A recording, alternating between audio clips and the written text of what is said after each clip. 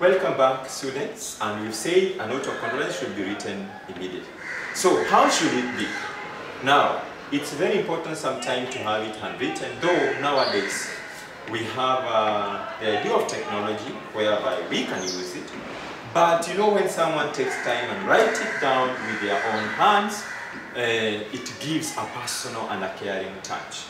I know you'll agree with me, students, that sometimes, let's say it's it is your birthday, and someone just forwards. They have no much effect. Because a forward is not pure from the person. It's just something gotten from the web and then thrown to you. But if someone sits down and addresses you, it gives you a personal and a caring touch, which is something that is very, very important. And then say something in praise of the deceased.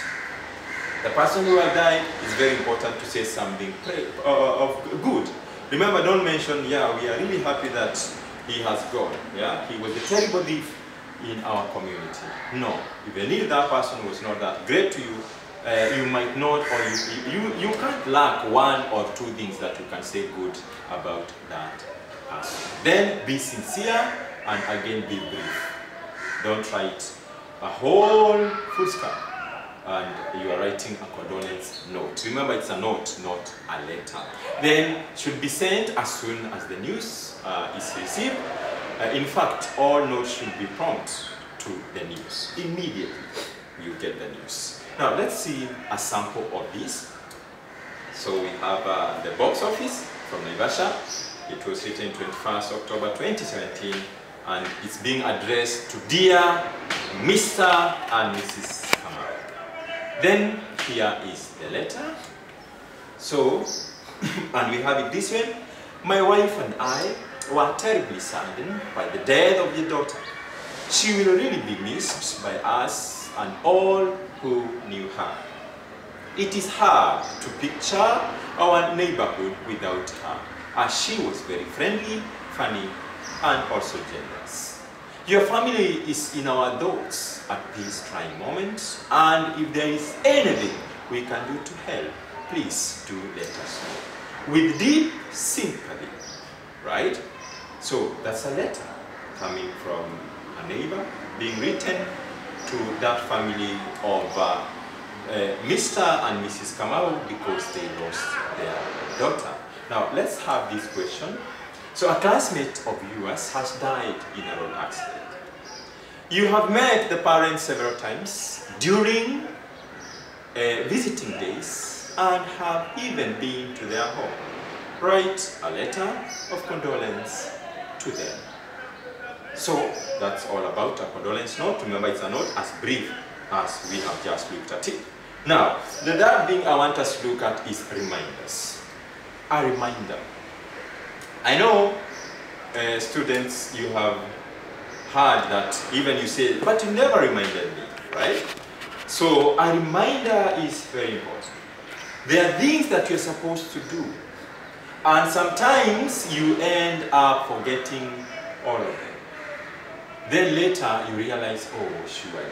Nowadays, the smartphones contain a space of reminders, whereby it will give you an alarm, yeah, today, what you planned, so and so, reminders.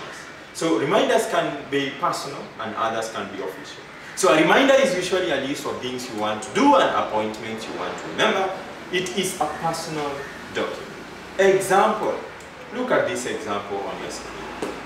Sunday 2nd, September 2020. This is a personal reminder. I want to complete English assignments, wash clothes, help dad trim the hedge, and then visit DJ in hospital. So this is a reminder of the things you want to do on that day. You don't want to forget them and you want to make sure that you do them. Now, sometimes within an organization, reminders are used to replace specific people's memory about impending responsibilities. The secretary can be instructed to remind a certain worker or even the boss of an upcoming meeting.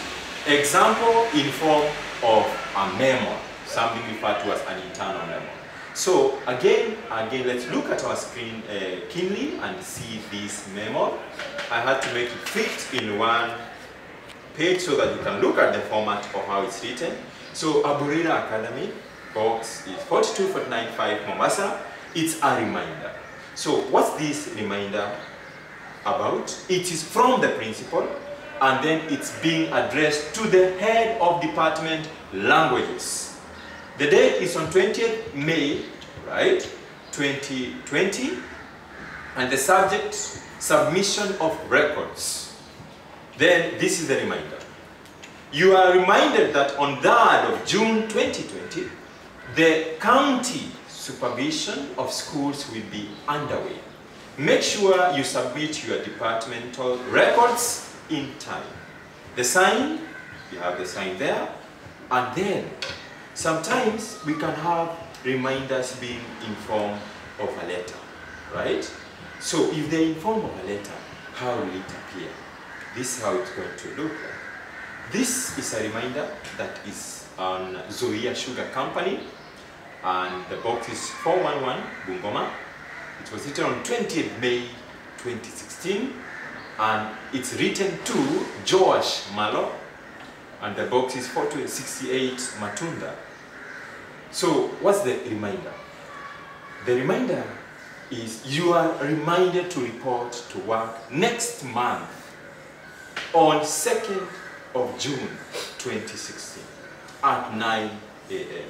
Your personal manager will be waiting with instructions. Be prompt, and the one who wrote this reminder is the secretary of Zoya Sugar Company. So those are reminders. We've looked at a condolence note, we've looked at a reminder, and we also looked at an inventory. Inventory, a record store. A condolence, you're writing to a person who has been deceased. And then when it comes to a reminder, it's there to make you remember some things you will not want to forget. This brings us to the end of our lesson today, and I wish you a great day ahead of you.